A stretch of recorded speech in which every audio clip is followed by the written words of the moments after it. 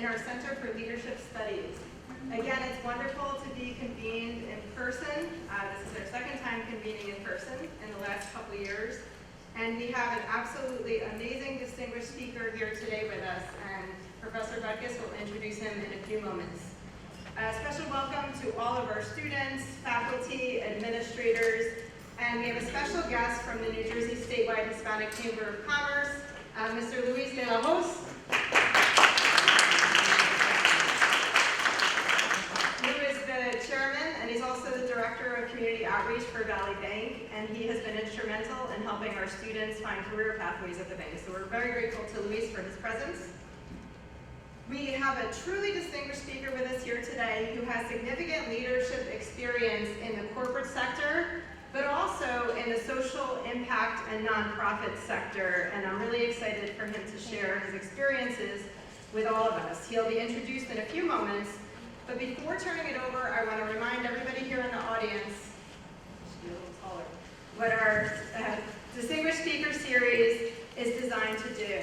So over the past 4 years, Professor Butkus and the Center have been convening leaders in business, military, law enforcement, sports, healthcare, government, and other professions here on campus at St. Peter's to engage with our university community. It provides a vehicle for research and thought leadership. And our leadership series provides inspiration and examples of leadership for our students and community that align with our Jesuit mission.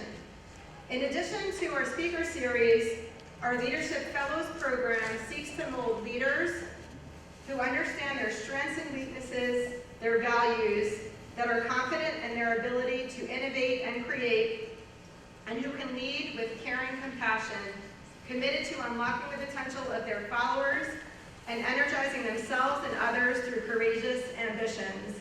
And this is something that Professor Butkus wrote into the proposal for the Center for Leadership Studies, I want to say 6 or 7 years ago. It took several years to get up and running and founded, but he has been not only the conceptual founding director, he really brought our center to life, and I want to recognize all of the work that Professor Butkus has done to bring the Center for Leadership Studies to reality at St. Peter's. So quick round of applause.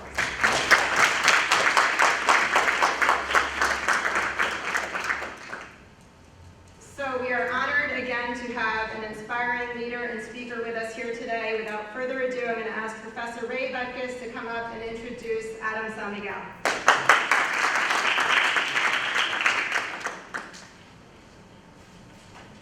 Thank you, Dean Natus, for those very warm remarks, and let me also extend my thanks and words of welcome to all of the students, the faculty, the administrators, alumni, and distinguished guests that we have here this afternoon. As a matter of fact, why don't you, if you are a current leadership student of mine or a former leadership student of mine, why don't you stand up? Yes! All right.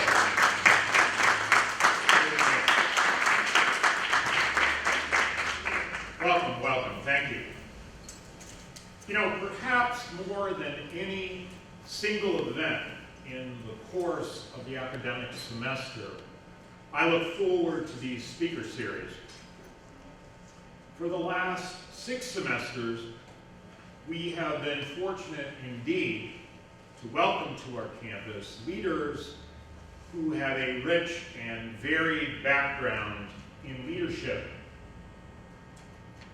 Students in my leadership classes know that leadership is much more than simply a position that one holds. Our speakers over the years have vividly illuminated that point. In founding the Center for Leadership Studies, I was certain that the creation of a Distinguished Speaker Series was absolutely central to its mission. That mission was to learn about and be energized by real practicing leaders in the fields that Dean Natus described. It's one thing to learn about principles of leadership. it is quite another to actually hear from leaders how those principles come to life. Now, leadership is common. We've all experienced leadership, for better or for worse. But leadership excellence is rare. Leadership excellence is much more than an elevated position on an org chart. It involves determination, strength, conviction, intellect, vision, and perhaps most importantly, character. We are truly honored and delighted to bring to campus today a leader who exemplifies all of those qualities. He is the client director in the Google Cloud Platform division of Google, one of the most successful technology companies on the planet. I will also add, one of the most difficult companies to be hired. They can only hire the very best and brightest. Prior to his current assignment, he's worked for Microsoft in their enterprise sales division, serving some of their largest clients. Prior to that, he was with Dell Technologies, where he managed their EMC public sector practice in New Jersey and served as their charity ambassador to Cuba. As Dean Natus also pointed out, he has distinguished himself in the field of civic leadership. He's the founder and chairman of the Cuban American Alliance for Leadership Education, a nonprofit organization supporting education through merit-based scholarships. This organization was awarded the Nonprofit of the Year Award by the New Jersey Hispanic Chamber of Commerce in 2020.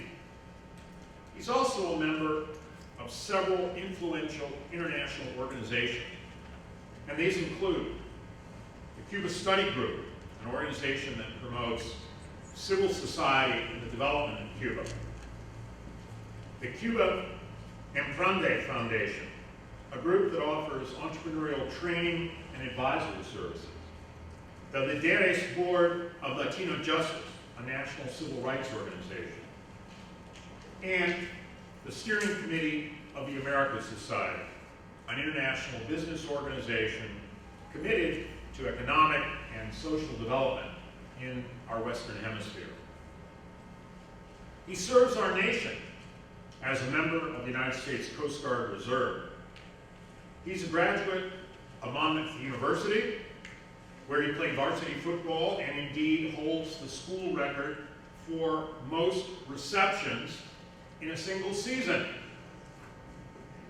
Additionally, he has an MBA from Fordham, where he performed micro-consulting in the technology and digital branding industries in Argentina. He is indeed a man of all seasons. Ladies and gentlemen, let's give a very warm St. Peter's welcome to Adam Semik.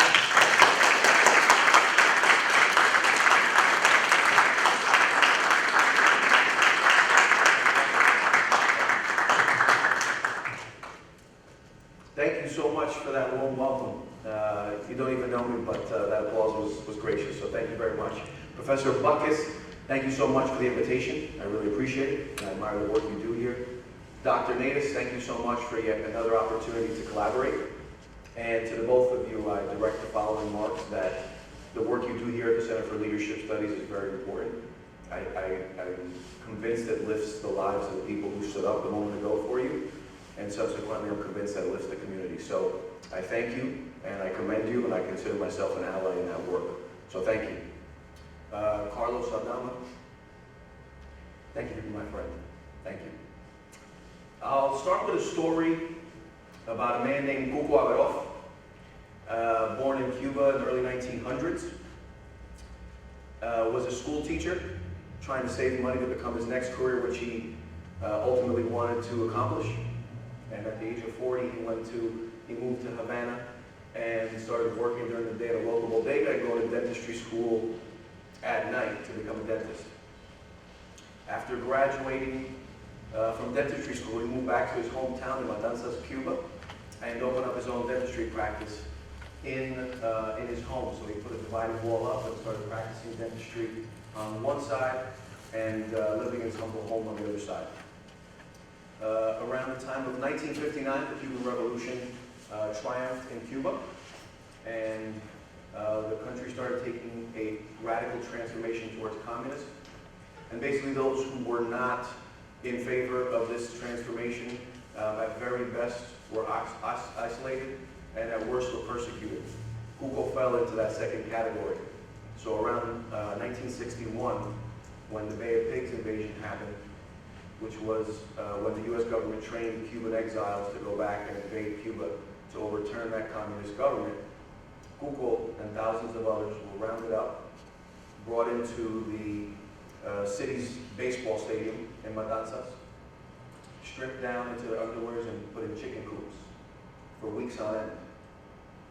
Now, on random nights, they would pull some of these prisoners out and line them up in the firing squad and say, ready, aim, and they would open their eyes and they'd be shaking and they'd still be alive. So this was one of the scare tactics that these revolutionaries would use to either say, you're with us or you're against us. And when you're against us, you're an enemy. Just another form of torture. After about a decade goes by, Cuco decides that this is not the right place for him to live and raise his family. At this time, he has his wife and a daughter. And so, just like hundreds of thousands other Cuban exiles, they decided to leave the country in what was known as the freedom flights, the Vuelo de Libertad. And before boarding the flights, when he got to the airport, what they would do was take everything he had. So essentially, the bags you brought, the jewelry you had on, the wedding rings you had on, that was all property of the revolution before you left. If you wanted to leave, everything was left behind. His daughter, who was a young girl at the time, had her doll with her in her hand, and the Revolutionary Guard says, that's property of the revolution now if you want to leave. So basically, Cuco embarked upon this journey and starting out in a new country, new language at the age of 50, with essentially nothing. And his goal was to become a dentist in this country, to keep practicing what he was doing in Cuba. And so what he did was work as a janitor in New York City, cleaning buildings by night, by day, saving money to try and get all the equipment he would need to be a dentist. At night times, he was taking English classes in order to pass the exam to revalidate his license as a dentist. He died never having practiced legally in this country because he couldn't pass the exam. But up until the age of 88, he was taking English classes to be able to take that exam. Now, Cuco, in the house across the street from his window, would practice illegally as a dentist. So, anytime you would walk into the house at any given weekend, you'd walk in and see his wife in the kitchen, this 1.5 bedroom, 700 square feet, really rickety big apartment, cooking up really, really good Cuban food, rice, beans, all the good stuff. You would go one step further in the hallway, there was that half bedroom that was dubbed as the dentist's office. And so there you would be over someone's body, pulling out una muela, a tooth or something.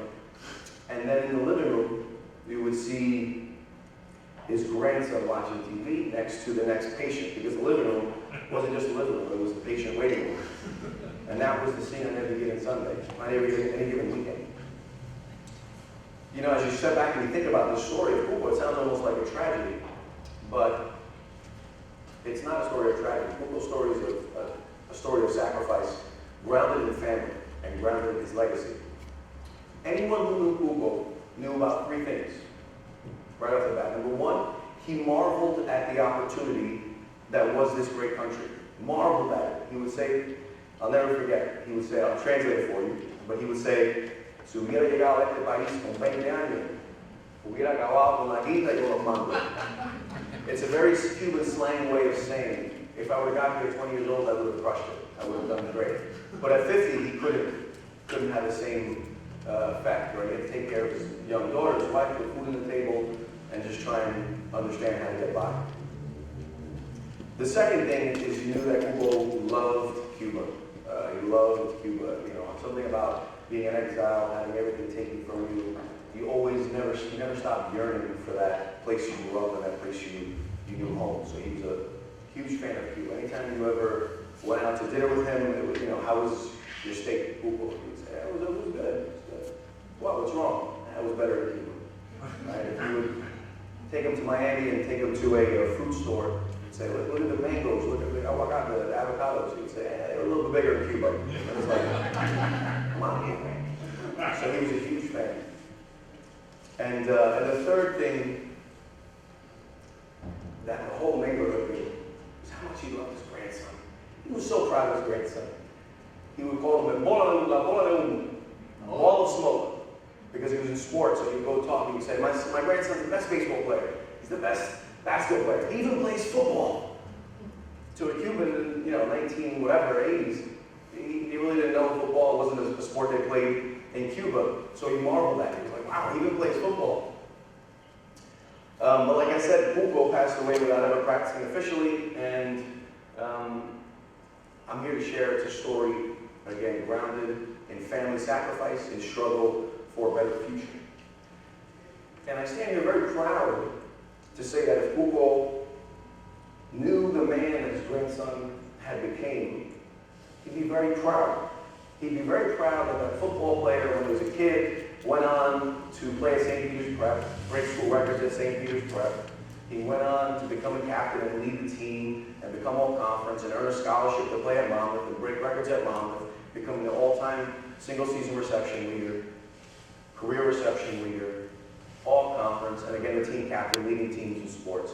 And even though he didn't make it to the pros, Hugo will be very proud that he did get the opportunity to do that, that he tried out with the Cowboys for the NFL, that he tried out with the Argonauts and the Owlets in the CFL, Canadian Football League, that he tried out for the New York Dragons in the Arena Football League, and that when it didn't turn out right, just like Hugo, you had to pivot and start grinding somewhere else and apply all of the hustle and all of the grit that you take from family roots and from football and apply it to a business career and apply it to social projects. And so he'd be so proud to see his grandson working for the largest companies that the world has ever seen, and not just earning a handsome living and making hundreds of thousands of dollars for himself, or closing hundreds of millions of dollars for the company, literally inking $250 million deals and leading teams all across the industry, that he also used those platforms to help bring students with the same backgrounds into the career paths, to learn about the companies,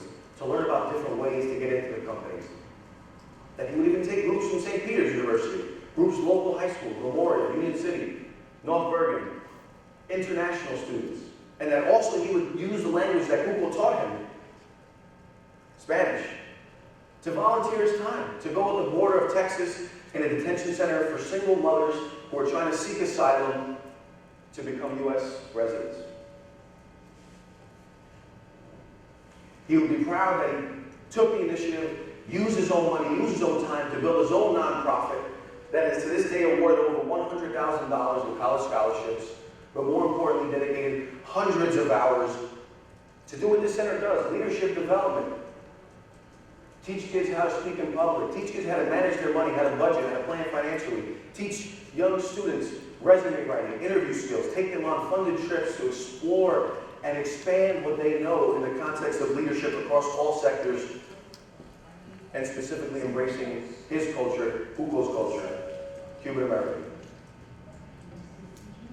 He would be deeply, deeply prideful that Adam, his son, his grandson,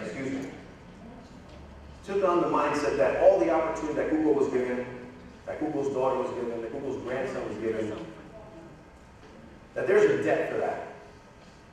That the opportunity that we're afforded here, he took it upon himself to pay that family's debt for military service when it wasn't so convenient. He'd be very proud of that. And then finally, Hugo would probably be the #1 customer of his grandson's latest venture, which is Portalico's Coffee Shop, a Cuban-flavored version of Starbucks that just opened in November in Union City. And that picture of his house, I'll go back a few, was taken from that window where you can see the Cuban dentist's office, illegal office in that apartment across the street.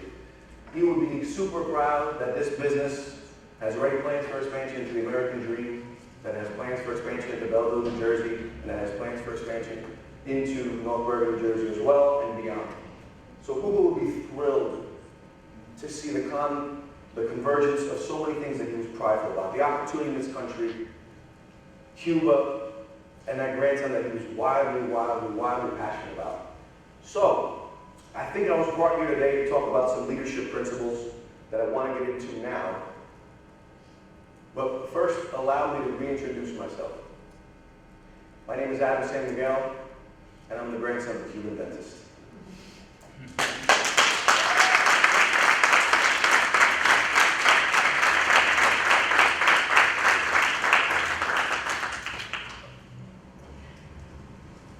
So when you look at leadership and you go to study it like you do here, and everyone who stood up has, I assume, dedicated a fair amount of time to study leadership in practice and in theory, I question you all. Show of hands, who can finish that top statement? Lead by what? Raise your hand, indulge me here. Raise your hand if you've heard this phrase before. I'm guessing around 95%. Can anyone tell me any other widely known leadership phrase besides Professor Buckus in the back? I'm sure he's like, I got 50. Can anyone else give me one leadership phrase or quote or methodology? I'll stay away from this. Actions speak louder than words. Actions speak louder than words. Who's heard that one? That's a good one. I would argue that leadership is innately embedded in that. So I don't know if I take that as an answer, but I agree that that's obviously fundamental. But a leadership quote that tells you about leadership. Read the first one on the offers and the last one to live. It's a good leadership quote. Who's heard that one before? About 40%. One more. The young lady. Your power is you. The power is you. Your power is you. Your power is you. Has anyone ever heard that one before? One. So it goes without saying that lead by example is the one that every single person, at least 99% of this room, understands, knows, and has heard before, correct? So then when it comes to leading, if we're using this quote that everyone knows, what is the only thing you have to focus on? Is it the leading, or is it yourself? So instead of seeing what coach has 10 things that you should do, instead of seeing what communication tips someone can give you, or how to read someone's eye contact and lead them better based on their posture, and are they twitching, are they looking up, which brain are they using, or any magic trick, it's in our hands, it's in our control to exude and practice the one universal, according to this group, and I believe it, leadership principle, which is the example that you set. So then it's empowering because it gives you the example, the ability to morph that example. So without going to the CEO who wrote the book, and without going to the athlete who has his 3 principles on leadership, it's about the example you set. Period.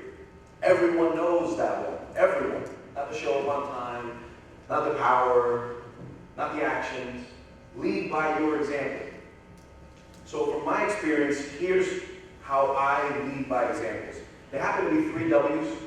www, it's almost like when websites first came out, everyone would say that before the website. They would say www dot whatever. Now it's just the whatever part.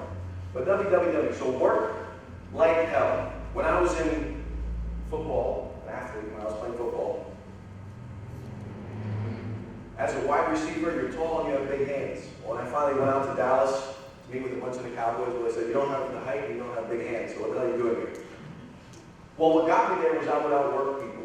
I would work like hell. I would be the one who would watch more film on myself in the competition, and good examples. I would be the one who would train more before or after practice. I would be the one who would be working on my speed more than anyone else. I would be working on my hands. Anyone could throw a ball, I would try and have them throw me balls. Running my routes, making sure they were the Christmas routes. And I fell in love with that process. people ask me today if there's any student athletes in the room, you'll carry that with you probably for life when you're in business or anything. They'll say, oh, you used to play, or that was your background. What is your favorite team? Who do you follow? Are you Jets? Are you Giants? Who do you follow? And the truth is, I don't care. I haven't watched a football game in maybe 7 years. And what I find is that I fell in love with the preparation, the work, because that work translated to when I got to the line of scrimmage, that the result, the outcome of that play had extremely little to do with my opponent. It had all to do with the work I had put in before I got there, before I got to that moment. And so I thrived in the preparation for that moment, because the moment was going to happen. A play happens in 3 seconds. But the preparation, that's where the hours, the weeks, the months, and the years come. And that preparation, you working like hell, that is the example that you can control. And so I have this example of Sisyphus. Does anyone know the story of Sisyphus? You do? Okay, one person. Yeah, I'll tell you. You don't have to pull the mask up. I just want to see, you know. He's ready. Okay, go ahead. The story of Sisyphus is a man who pushes a rock up a hill, but every time he gets to the top, it rolls back down. And typically, it's a story of warning. Like, you don't want to be the man pushing up that rock. But for leaders and people in this world, well, you want to take that as a story of inspiration. Because once you get that rock up the hill, even if it rolls back down, you never want to give up. You always want to keep pushing, and you always want to keep getting up that hill, no matter how many times you have to do it. What's your name? Tevin. Tevin. Tevin, we should get you a mic, man. That was awesome.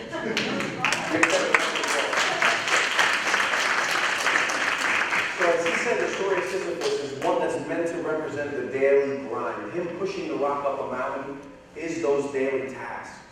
When I translated my football career to a business career, that watching film on myself and on the opponents, that lifting, that weight training, that speed training, those running the routes, the catching balls, all that stuff after hours, before and after practice time, because practice time is where everyone's there. Every football team practices 2 hours a day, roughly. Every student is in class X amount of time. What you do on your personal time defines your success in that gap between you and the rest, and your example subsequently. And so for me, translating those football habits into business habits was, well, how good is my elevator pitch? You've all heard of an elevator pitch, right? Who are you? Why do you do what you do? How do you do what you do? Learning the industry I was in, technology industry. Learning my company in and out. Learning the companies I would serve in and out. Learning how to speak to people. Anticipating questions I would get. Preparing for those questions. And so when you show up to a business meeting, like when I would show up to a football game, I was the most prepared person. I was the one who put the most hours of work in before that meeting. And the result was obviously always in my favor. It wasn't so much what the other person was doing or what the business climate was. It was about the preparation you put in. And so those daily things that seemingly, like pushing a boulder up a mountain, are stuff you don't want to do, are things that make you tired. That's where you separate yourself from the rest, and that's where you set your example. There's a Navy SEAL who talks about this video, and I absolutely echo how he talks about it. And he says, much like myself about what football team I follow, and if I watch football anymore, which I'm not bashing anyone who watches football, it's not interest of mine. My interest was the preparation for football. And just like that example, the Navy SEAL talks about the concept of pushing his boulder up the mountain, and how he enjoys pushing up the mountain, how pushing the rock makes him stronger, because the rock is putting weight on him, making him stronger. It's making his body stronger, making his mind stronger. And he finishes the video with something that's kind of a mic drop moment. He says, if I ever did get the boulder to the top of the mountain, I'd push it back down myself. Because it's not about standing at the top of the mountain with a boulder. It is about making yourself better every day. And so he who wants to push that boulder every day sets the right example for anyone he's around. Whether that person officially reports to you in a management structure, or whether people around you laterally, or they're above you. A leader influences those all directions, not just someone who reports to you. So the first principle is work like hell. The second one to set the right example is you have to watch the film. You have to watch the film.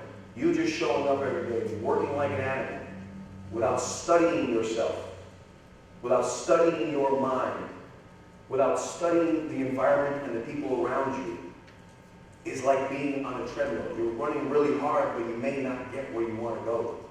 You may just be in the same place over and over. And I turned to an example in football, the clip of me in college. Let's see if it plays. Wow. Oh, I guess.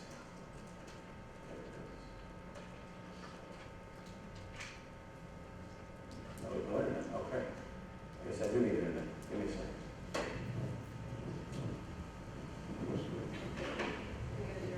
Yeah. Real time, real world.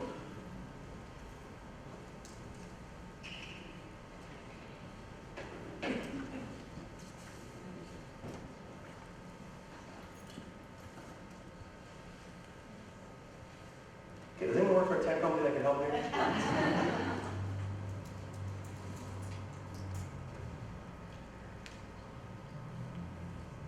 So this is me in college.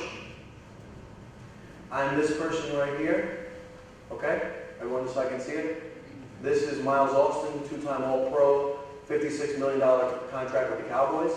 This is 2006, I think, for those over here. This is me right here. So sorry. That's me right here. This is Miles Austin, my teammate, future Cowboy, now former. My job is pretty simple. I'm the number 2 receiver, he's the number 1 receiver. Miles went on to play in the NFL, as I just mentioned. I'm giving speeches at universities nationwide. I'm just kidding. At the time, it's Miles' senior year, so this year he's got to rack up stats. Coming from a small school, you get few opportunities to play at the professional level. You've really got to shine. And so it's his job to rack up the stats and get the scouts on his radar. They're coming to all the games. Miles, this game, had 7 catches for 123 yards and 1 touchdown. I finished the game with 10 catches, 160 yards, and 1 touchdown. So by all intents and purposes, I was thrilled. It's happening. Me and Miles we're crushing it. I'm part of it. We're doing it. So my job is pretty simple on this play. It's to run 7 yards, come 7 yards, stop, break out to the corner, towards the sideline, which is this right here for those non-athletes. This right here. Catch the ball and turn upfield. Again, I thought I was crushing it this game. Let's play and see where I get to. So for all intents and purposes, we got 7 yards from the line of scrimmage, is probably right around this line, right? Right here. So probably this line, the 20, is where I gotta get to. Roughly, fair?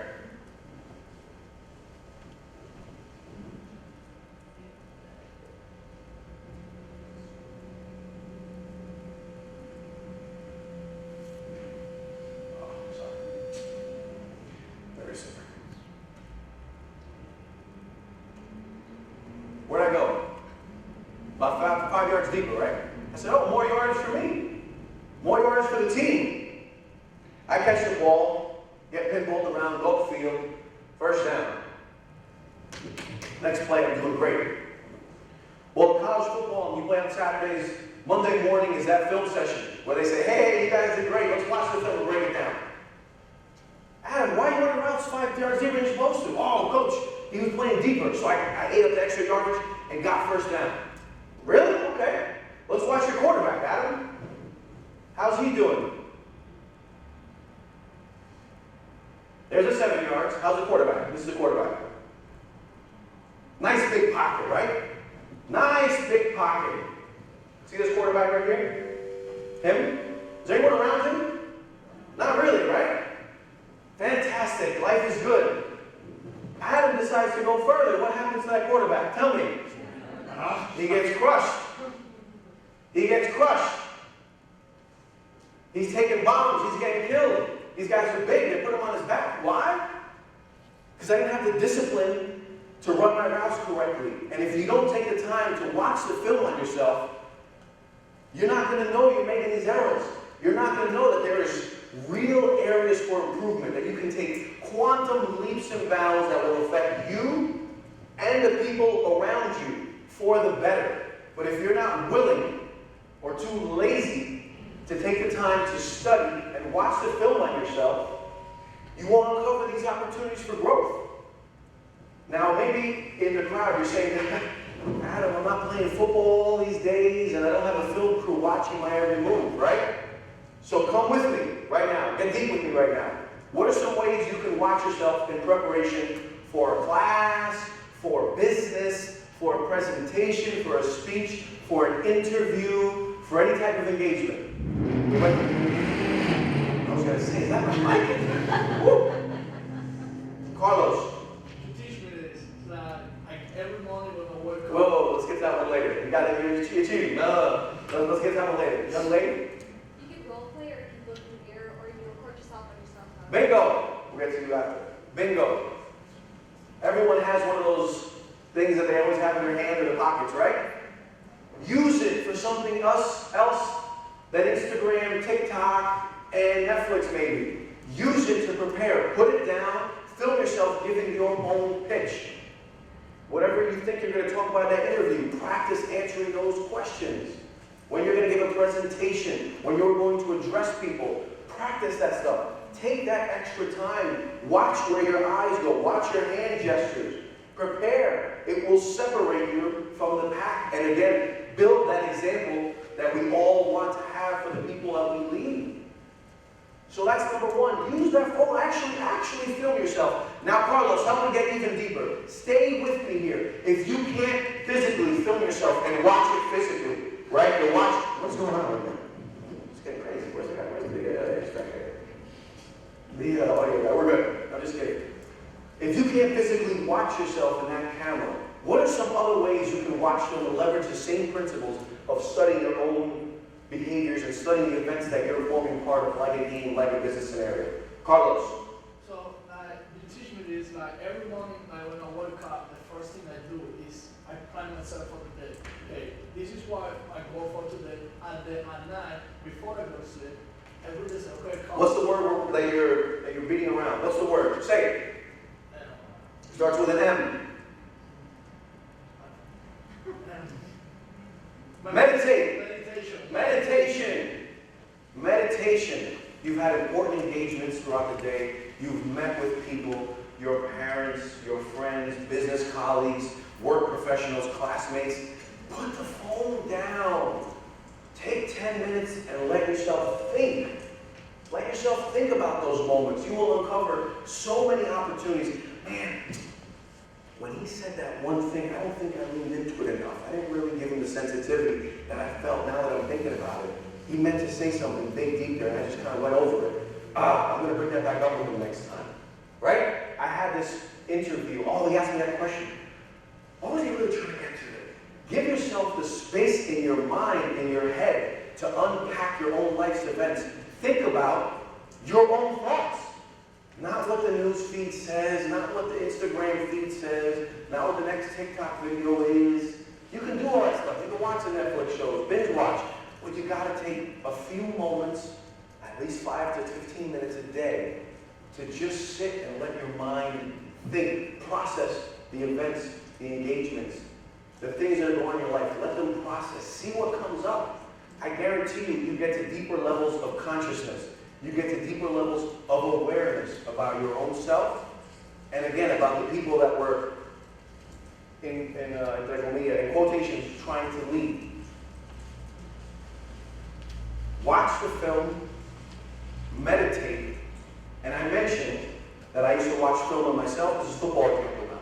Film on myself, film on the competition, and then there was just film on people who were doing things the right way, professionals. Right? If you're an athlete, you're always watching films of the next professional, Kobe, whoever's in basketball, whoever's in football. What's a way we can watch the film on people who do it right? How is this guy living? How is this girl accomplishing this? Read! Read! You guys gotta be dedicated readers. Not all readers are leaders, but all leaders are readers. All leaders are readers. Why? Because you have to constantly improve. So if you want to know how Steve Jobs, I said, she cracked my password. Right? What? We should be working for the tech company here.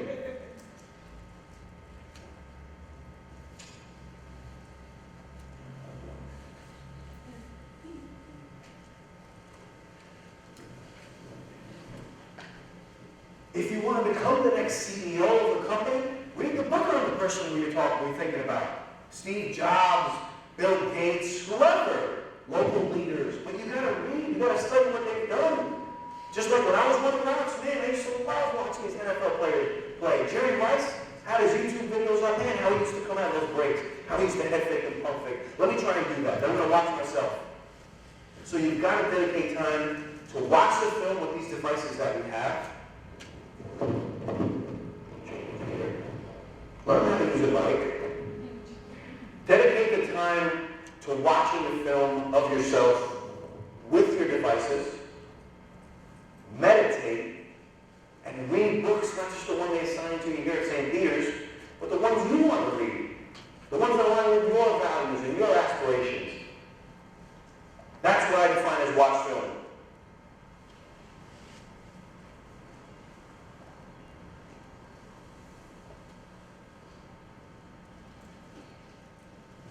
And the last W, I don't know why that's happening, I swear. I forgot the one that feels better.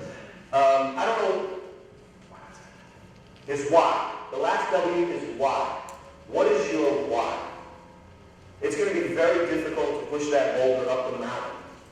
It's going to be very difficult to dedicate that time to reading books with all these distractions and all these different things you could be doing with your time and your energy if you don't understand why you're doing it. If you're not grounded in your purpose. How you find your why. Why is not something that comes to you while you're looking out the window one day and you get this eureka moment. Boom! Oh, this is why I should be doing stuff. It's not how it works. You've got to take the shovel yourself and you've got to dig into your subconscious mind and understand your journey, understand your soul, understand your family, understand what interests you have. And it's an action. Right? That's not something that passively happens. It's an action. You're taking the time through meditation, through working, through committing yourselves to this practice of showing up more than people. You'll start to develop that why. Now I'll close with mine, and then I want to save at least a little time for some dialogue. For me, what has always gotten me out of bed at 4:35 a.m. and still does and always will, what has always inspired me to do more, to graduate 3 years, to break school records, to do the preparation that ends up in that result, so that lead by example, that example is very, very clear. Right? It's very, very, very clear. The why for me is I am truly, truly convinced that I have the best friends, family, coaches, colleagues, and people that are around me. And they have deposited in me so much love. When I've been down, when I don't want to continue, when I need support, that for me not lifting myself out of bed at 4:35 a.m. to do the work that has to be done, I'm letting those people down. And so for me, that's not an option. That's not an option. I will not let the people who have loved me all my life, who have supported me in my time with me, who have given me so much opportunity, and continue to support me, I will not let them down. So for me, part of my why are all those people. When I'm talking to you right now, I literally am picturing faces and names.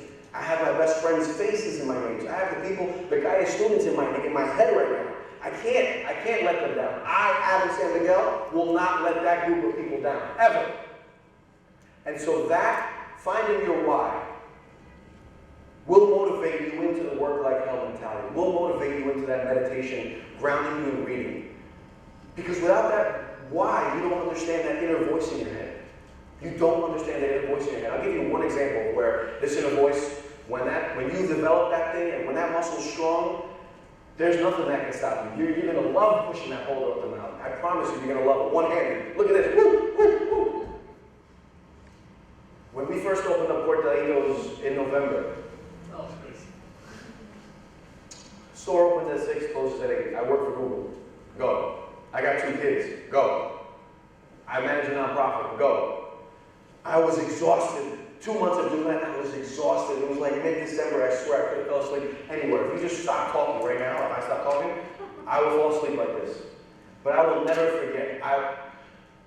one of those mornings I go, oh shit, this is real. I dialed in.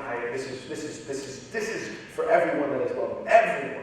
At 4:30 a.m. This is how I woke up. I swear it's a true story. I'm holding my alarm clock before it rings and laying in bed like this. Doo, doo, doo, bah, let's go.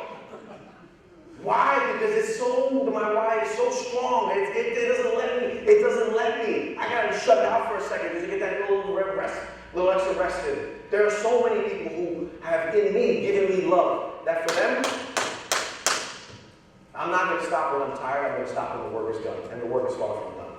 With that, I invite you to develop your own why by watching film and working like hell, because naturally it leads you into doing something greater than you, which is what is now commonly defined as this social good and this social impact. So for me, when you hear Google's story, when you see me having founded this nonprofit supporting Cuban students, Cuban American students, right? When you see the land of opportunity that he always talked about, and you see someone taking full advantage and giving back on both sides, so really reaping the benefits, but also making sure that you're pulling someone with you, pulling a group of people with you in a meaningful way, your why will naturally appear itself in your life, and you say, oh, I'm here.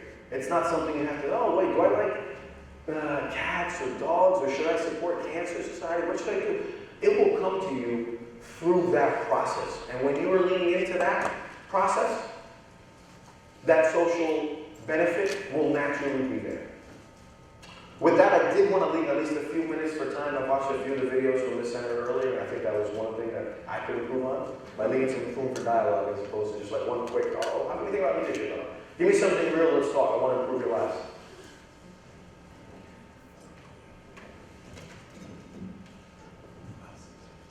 Why don't we start with you, Jesse? Thank you so much. Move the mic around. Okay, sounds great. Can y'all hear me? Yes. Okay, perfect. So it was a pleasure listening to you. My name is Jesse Resurrection. Jesse? Yes.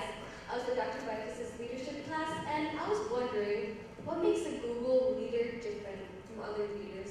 How do they differentiate themselves in the workplace and even in their ethic? That's a great question. There's a very clear answer. I don't have to dig too deep for. Google is a workplace that is a very empathetic leadership. Very, very open, very, very understanding, very caring and nurturing for their employees and for the members of the team. And that's something that's felt, from day one through now, going on year one for me.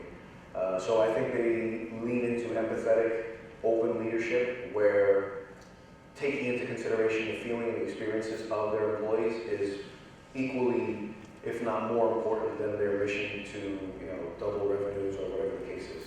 So That's wonderful to hear. Thank you. Hey, my name is Michael. I'm also in Baptista's class. I just have a question. So pertaining to the why, I feel like my biggest problem is that I have so many whys that it's kind of hard to keen in on one. You know what I'm saying? And I feel like many times I could kind of distract me from developing a passion. So I was gonna ask if you have any advice to how to truly reflect on that and how to figure out that one why that will push me through. give me your top three. So one is my family, right? The other one is just my passion for music, and then my third one is my passion for just business in general. So those two things really push me, but it's kind of hard to focus on one because I get for me I get really distracted and I get intrigued by so many things. I taught myself how to cut hair, so I'm also a barber. Can't help me, man. Yeah. I taught myself how to play piano and stuff like that. So for me, my biggest thing is that I'm always distracted. So it's hard for me to develop a clear why. You know what I'm saying? Yes. So yeah, any advice on that? Mike, I don't think you're alone in this era of distraction. I think it's everyone's challenge. Maybe yours is a couple X notches higher. But it's an observation I have. I think everyone would agree with that. Distraction is first and foremost in this society, right? It's ever prevalent. Just look in any direction, they can pull you. For me, I'll just give you two practical tips that I think will help you get there. It'll be the beginning of planting those seeds. I'm not going to give you your answer. That's your journey. But as Carlos was alluding to, one of the tips that I always give Carlos is, number one, I don't sleep with my phone. So it's not my alarm clock, it's in a different room, it's actually on a different floor. I wake up, I turn my physical old school alarm clock off, and I begin my day. And then the longer I can prolong touching that phone, at 5 a.m., usually not much is going on, but sometimes I'm tempted, I'm like, something going wrong in the shop, someone call out, there's this work email, there's anything, you know, an outage, and then one of my customers or something like this. I'm always tempted to, but the longer you can prolong grabbing that phone, I mean, it's sincerely, the longer you can pull off. So for me, I try and wait till 6 something, and that time I've been awake for an hour, working out, reading, etc., whatever that day calls for. And in that time, you'll find that you, with your own thoughts, in your own head, things will start to come to you, and that's when you should be keenly aware of what's happening in your mind. So that's the one tip I'll give you is, don't sleep with your phone. If you do, it's fine. But my advice is not to do it. Put it in a different room. Don't let that thing be the last thing you feed, right? Because then you're not calculating on anything you did that day, and you wake up, right? So you're really not in your own head. Those feeds is what you're thinking, right? Whatever you're looking at, the text, the Instagram post, the email, whatever it is that's there, that's what's on your mind. So give me your phone, I'll tell you what's on your mind, right?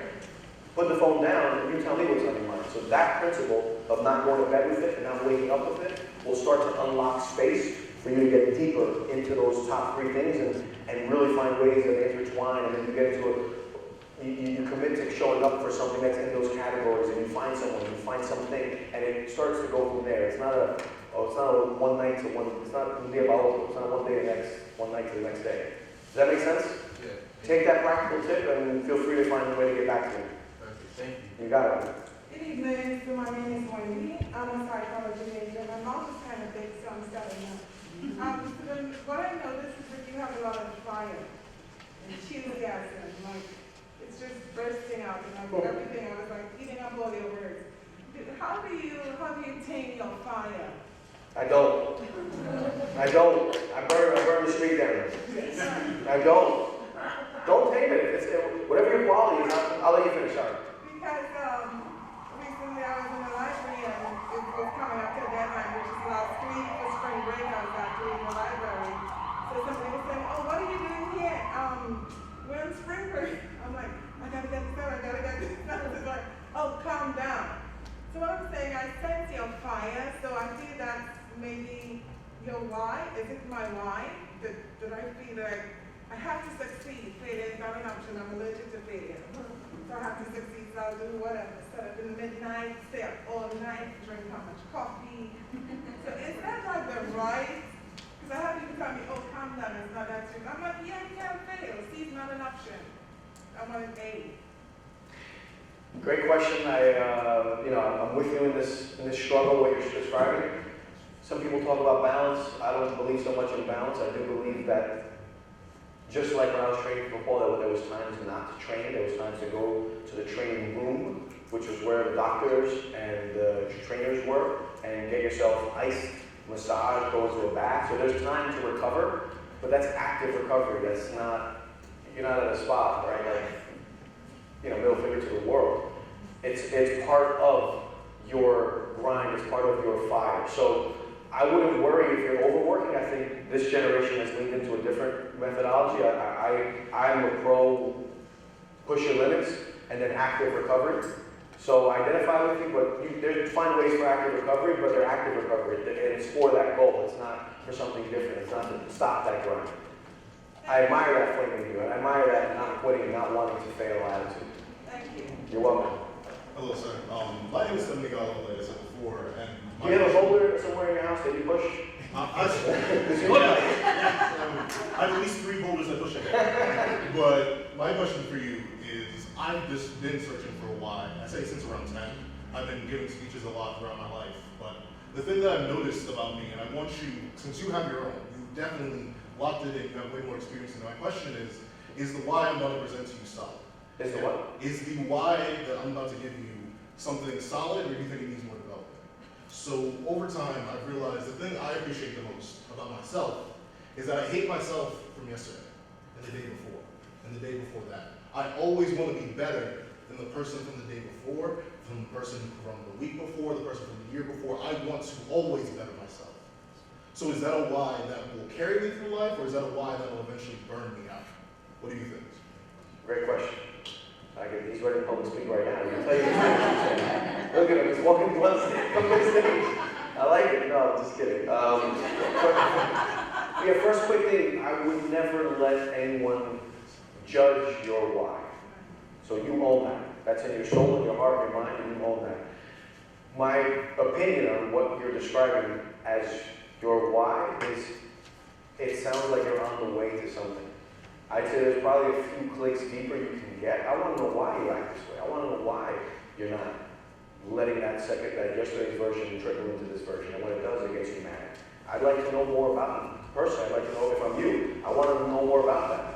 Maybe I dedicate some time just to think about that. Talk to your best friends and family about that. Tell them what you just told me and see what they say. Get that collective feedback.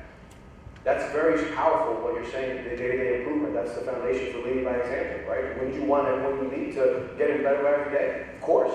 So you're on the right track. You're running fast down the right path. Dig a few clicks deeper into that. See what's under that. See what's underneath that.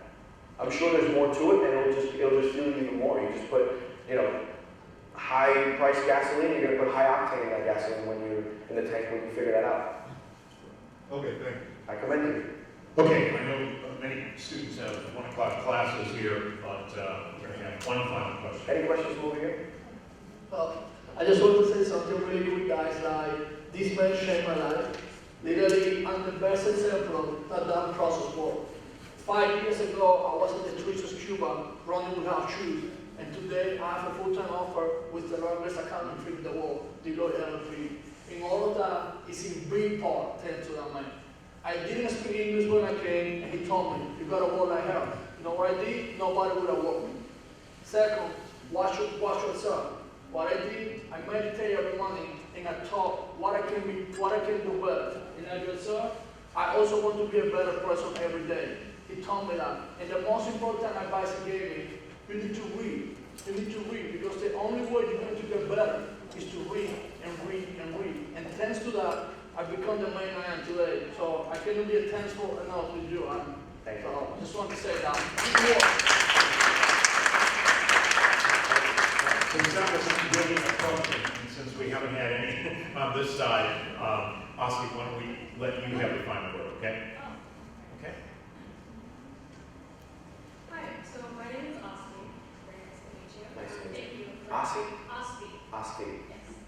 So my question is, what is one leadership skill that you've taken with you from your time at the U.S. Coast Guard to your position now, juggling all types of positions? From the U.S. Coast Guard to now juggling multiple positions. For me, the Coast Guard is a mighty morpho, humble pie. So going through boot camp very recently, within a couple of years ago, is when I signed up. I had already accomplished a lot of stuff that was on this slide and that was shared about me before I came to the stage. So for me, going through a boot camp where you don't have your phone, you can't talk to your family, and you have to shave 3 times a day, you got to do these mundane tasks that are just meant to reinforce the attention to detail, is something that I've pulled from that experience and apply here, the attention to detail, and the humility, that there's no task that is too low, middle, or high for anyone, that a true leader leads by example and does everything that's needed to do, while learning how to delegate, but that no task is below or beneath me. And as I'm talking to you, I'm picturing myself in barracks, and I'm picturing myself getting yelled at and having to pull teams together to accomplish stupid things, but we're part of the process of putting people under pressure, baptizing them by fire, and building leadership up in that angle, which is the framework, I think, for military training. So taking that attention to detail and humility into the next chapter of my life is something that I think people around me feel, and I'm grateful for. Does that answer your question? All right, let's thank our guest speaker.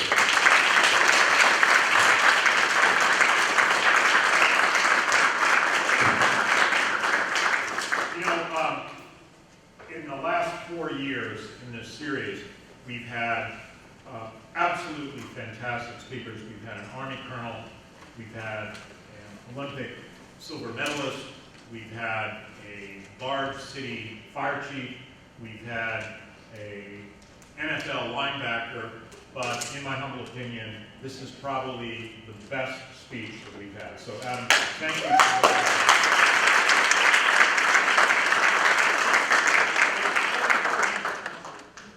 We have also a little bit of St. Peter's Business School tchotchke for you.